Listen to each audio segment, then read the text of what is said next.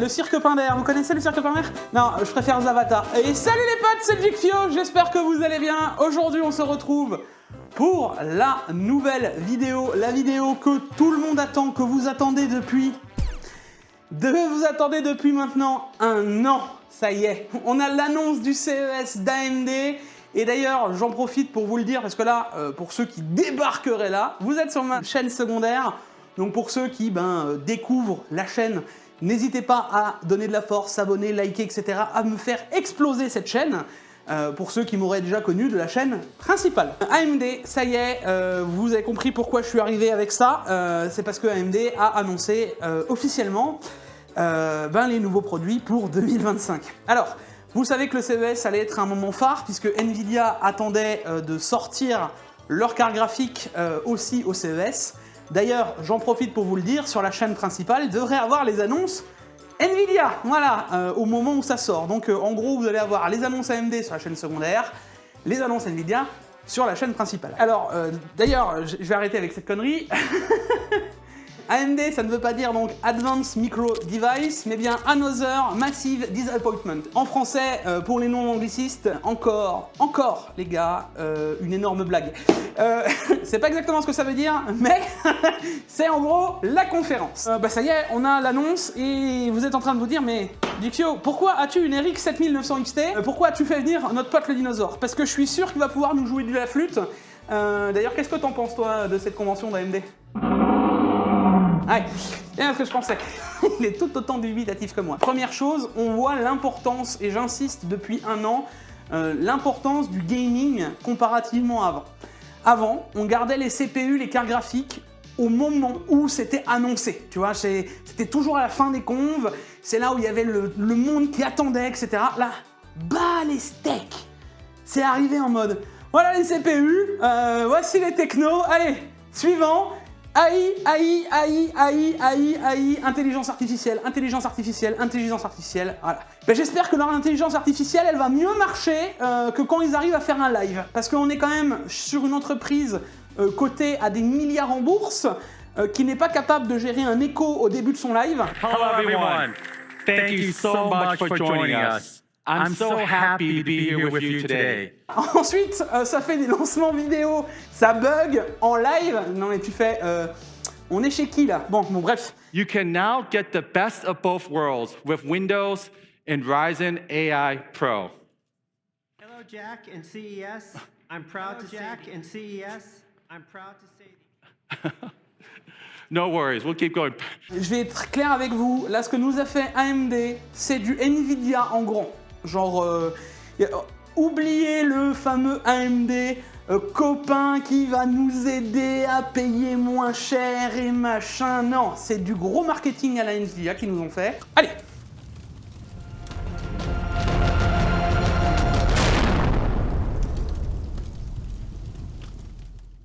Déjà, on nous a annoncé les nouveaux Ryzen AI 300. Donc tout ce qui va être de la gamme AI pour les PC portables, etc. On va faire par ordre de ce qui vous intéresse pas à ce qui va nous intéresser. Et encore, je suis cool avec vous parce que dans les 40 minutes de conve, il y a au moins 20 minutes où ça parle des entreprises entre Dell, Microsoft et machin, où ça... Copilote.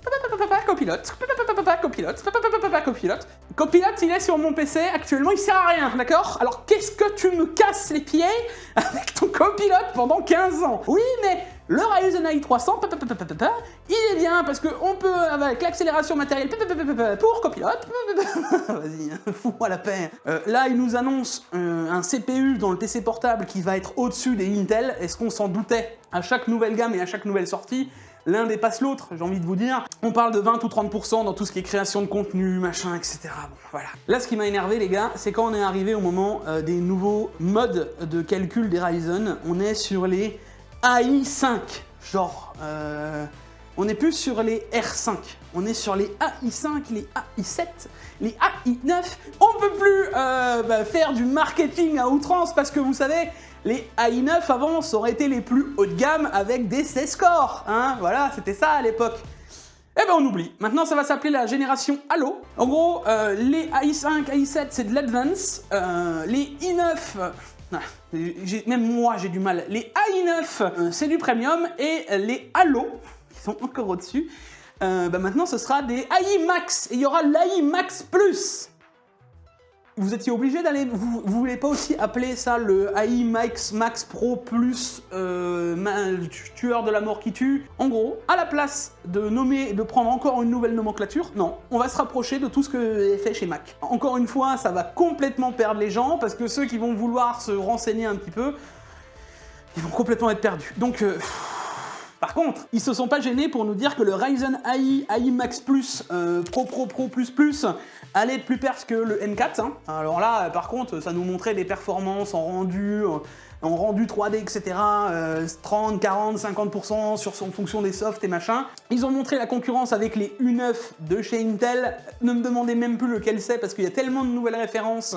Dites-vous que même moi, je n'arrive plus à m'en sortir, et pourtant, j'en mange tous les matins des cartes graphiques et des processeurs, d'accord? On a Intel qui a modifié, il y a AMD qui a modifié toute la gamme. C'est lourd. En tout cas, en termes de perf brut, ça, au moins, on peut leur laisser. On va avoir de nouveaux CPU, en tout cas sur les Ryzen AI 300, qui vont être beaucoup plus performants. Maintenant, levez la main dans la salle qui en avait quelque chose à faire, et d'ailleurs, ça s'est vu dans la conv. Tout le monde s'en tapait. Mais on nous annonce aussi de l'IGPU avec du RDNA 3.5 à l'intérieur. Tiens, ça vous rappelle pas quelque chose? Une console en RDNA 3.5? Je sais plus, une PS5 Pro, je sais pas si ça vous parle. On a eu aussi vite fait, on va vite fait y parler, mais l'annonce du Z2, donc le Z2 Extreme, ce qui va animer les roguelike et toutes les consorts. On s'en doutait. On nous a aussi parlé des graphics intégrés, et ça par contre, ça va être turfuriste. En tout cas, ce qu'annonce AMD sur le papier, on nous parlait en IGPU graphique de 2,4 fois plus de performance que les Intel. Donc, techniquement parlant, si on extrapole de ouf, on avait la performance d'une 1060 dans ces IGPU, ça voudrait dire qu'on atteindrait sans aucun problème une 1070, quasiment une 1080. Ça annoncerait quand même en termes de performance brute sur l'IGPU, possiblement, ça se rapprocherait d'une 3060. Ça déconne quand même pas trop, hein. Voilà. Eh ben les gars, ce serait vraiment pas déconnant pour du PC portable. Ça voudrait dire qu'on pourrait, en tout cas avec l'IGPU, jouer au minimum à tout ce qui est jeu compétitif, qui ne demande pas des graphismes de ouf, avec une bonne qualité et du FPS derrière. Donc en vrai, je trouve pas ça déconnant de l'annonce qu'on a eue, hormis le rabâche de l'IA et de l'IA. Voilà. On nous a vite fait parler ensuite, parce que je vais être très clair avec vous les gars, ça a été très rapide hein, la conf sur les choses importantes, c'était les CPU. Et vous pouvez aller dans le Tech Actu qui est sorti il y a quelques heures et marquer que j'avais raison. Qu'est-ce que j'ai vu? Le 9950X 3D, le meilleur CPU pour le gaming en 16 corps. Je tiens quand même à rappeler que quand le 7800X 3D est sorti et que le 7950X 3D est arrivé juste après, on a vendu exactement la même soupe, pour qu'au final se rendre compte que le 7800X 3D, c'est plus ou moins la même chose. Hein. On n'a pas un CDD de plus avec le 3D V-Cache, donc c'est bien un CDD sans un CDD avec, donc il va de nouveau avoir un mix entre quel CDD choisir, machin, ça va être un bordel. Bref, si vous voulez mon avis, le 9800X 3D pour du gaming restera bien en avant. Hein. Partez sur un 9800X 3D si vous voulez vraiment que avoir la performance de ces X3D. Mais en vrai les gars, encore une fois, pourquoi vous étiez obligé d'ouvrir votre bouche quoi? Genre le 9950X 3D, et en plus j'aime bien parce que en le précisant, ils insistent sur le truc, tu vois. Genre, le 9950X 3D, le CPU le plus performant pour le gaming, en 16 corps. Bah oui, c'est logique les gars, 16 corps pour aller jouer enfin. Oui, au moins comme ça ton CSGO, si tu splits le CPU en 4, hein, tu peux faire tourner 4 machines avec juste le CPU, hein, parce que 4 corps pour du CSGO, je pense que ça tourne encore assez bien, vu la performance. Non mais, le 16 corps, il est tellement performant que je n'en vois pas l'utilité en X3D. Il faut vraiment avoir une utilisation pro à 60-70% et vraiment se dire, bon allez, de temps en temps, je fais mon rendu à côté ou alors j'ai fini mon rendu et je vais jouer. Mais vous croyez vraiment que pour les semi-pro ou pro, parce que dans des cabinets d'architectes, de machin, de ceci, comme expliquait Pax, Vous croyez qu'ils vont se lancer d'un coup leur meilleure partie de Flight Simulator? J'ai vraiment des doutes, tu vois. Alors, je tiens à préciser que le prix d'ailleurs, hein, on sait qu'on aura 16 corps, on sait qu'on aura 140 mégas de cache, on sait qu'on aura 5,7 GHz de fréquence, on sait tout ça, mais on sait pas du tout le prix, hein. Ça sortira courant premier trimestre 2025. Ok, super. D'ailleurs, toutes les annonces d'AMD, pas de prix, que ça sortira H1 2025, ça sortira Q1 2025, hein, devine, hein, voilà, pas d'annonce. Alors en termes de performance, sur du Space Marine, les gars, je me suis dit, ils ont vraiment osé. Alors, Space Marine, c'est un peu actuellement la figure de proue d'AMD, c'est un jeu sponsor AMD, machin, etc. Ok. Mais pourquoi ils ont choisi ce jeu-là? Parce que je l'ai montré en vidéo, les gars, je me suis dit, mais alors là, c'est du bullshit marketing, mais ils ont pris ça, ils ont fait... Et c'est parti! Donc, regardez sur Space Marine, où nous avons 20% de plus par rapport au X3D d'avant. Bah oui, puisque j'ai montré moi-même que les 9000 classiques ont plus de performance que les X3D sur Space Marine. Donc forcément que le 9000 X3D, il va avoir plus de performance, puisqu'il a déjà plus de performance, juste parce que c'est la plateforme 9000. On en revient toujours à la même. Je ne comprends pas le principe et l'idée de pousser au truc. Et je suis quasiment sûr que si on va chercher dans les slides, vous savez, dans les slides, parce que là j'ai pas eu le temps, on le tourne rapidement, mais je suis sûr que si je vais chercher dans les slides de fin de compte, vous savez, les slides où on voit toutes les specs, machin, le jeu, dans quelle situation il a été testé, etc. Et ben je suis quasiment certain que si on regarde bien, c'était avec une 4090. Ça veut dire qu'ils ont même pas, je suis quasiment sûr, hein, qu'ils ont même pas osé le tester avec une 7900 XTX. Et je suis quasiment sûr aussi que c'est en 1080p, parce que si tu vas voir en 1440 et en 4K, quand tu mets 1000 balles dans un CPU et que tu vas aller mettre une 4090 ou une 5090 du moment où elle sera sortie, est-ce que tu vas vraiment aller jouer en 1080p? Non. Tu auras un build à 4-5 000 € pour aller jouer en 1080p. Quelle indignité. Alors effectivement, on a des slides où on nous parle de 40 jeux testés avec plus d'1% par rapport au 7950X 3D, ou même par rapport à l'Ultra 9 285K, etc. Intel eux-mêmes ont montré que le 14900K est plus perf que le 285K en gaming. Intel, ça veut dire que ceux qui ont sorti le CPU ont été honnêtes et ils ont dit qu'ils étaient les 14900K plus perf. AMD n'a même pas voulu le comparer au 14900K, ils se sont dit bon on le compare à la gêne actuelle, tu vois. C'est vraiment du marketing. Et c'était plus pour nous jouer de la flûte et du pipeau, ces CPU, qu'autre chose. J'en reviens encore une fois, n'achetez pas ces CPU en tant que meilleur CPU pour le gaming. Je désapprouve déjà l'achat du 9800 X3D, un 9600, un 9700, au vu des prix actuels, est bien plus logique, hormis si vous avez des jeux vraiment basés X3D, Flight Simulator, F1 2024, enfin des jeux qui sont Assetto Corsa, voilà, des jeux qui sont vraiment typés, plus performants pour le X3D, que c'est votre plateforme main, ben oui, peut-être qu'un X3D peut être intéressant. Mettez plus de budget dans les cartes graphiques, dans votre carte graphique à la base, je veux dire 600 € le CPU par rapport à un 9600X qui va être à 200 balles, les 400 € de différence sont bien mieux optimisés dans une carte graphique, ou alors t'as déjà une 4090 actuellement, voilà, bah là, oui, peut-être. Ben voilà les gars, fin de la conve, et là vous attendez à avoir l'annonce des cartes graphiques, et ben vous êtes comme moi. Allez, salut hein. Au revoir. Je vois la conve passer, le chat les gars, d'ailleurs il y a des gens, des abonnés qui étaient là dans le chat, hein, coucou à vous, et blablabla l'IA, blablabla l'IA. J'étais avec Paolo en vocal, il me disait, tu crois quand même pas qu'ils vont pas parler des GPU? Ben je lui dis écoute, ils ont passé la phase gaming. La phase gaming, d'ailleurs, maintenant, ils la mettent au tout début, je sais bien, on n'a plus besoin d'attendre 15 ans. Donc, pour moi, ils vont plus parler des GPU. Il me fait, mais non, tu voudrais pas qu'ils parlent pas des GPU? Je dis, bah non, parlons plus des GPU. Mais non, bah écoute. Et puis là, au revoir. D'ailleurs, vous remarquerez qu'on en est à un tel point que Lisa Su, elle s'est pas déplacée, elle a dû se dire, oh écoute, moi maintenant, je vais aller me taper mon meilleur bateau aux Bahamas en train de siroter un cocktail. J'ai plus besoin de faire la mariole avec mes CPU et mes cartes graphiques. Non, mais on en est à un point où ils ont tellement honte, les gars. Je pèse mes mots et lui, il est d'accord. Ils ont tellement eu honte des Radeon qui vont sortir qu'ils en ont même pas parlé dans la conve. On a vite fait eu RDNA 4 qui est sorti, et on a vite fait entendu, après RDNA 4, vite fait, FSR 4. Voilà. 2 fois, et on n'avait entendu plus parler de la conve. Et du coup, quand tu vas sur les sites, c'est là que tu te dis, attends, c'est lunaire. Quand tu télécharges les slides de la conve et que tu vas sur les sites, bah il y a les slides des cartes graphiques.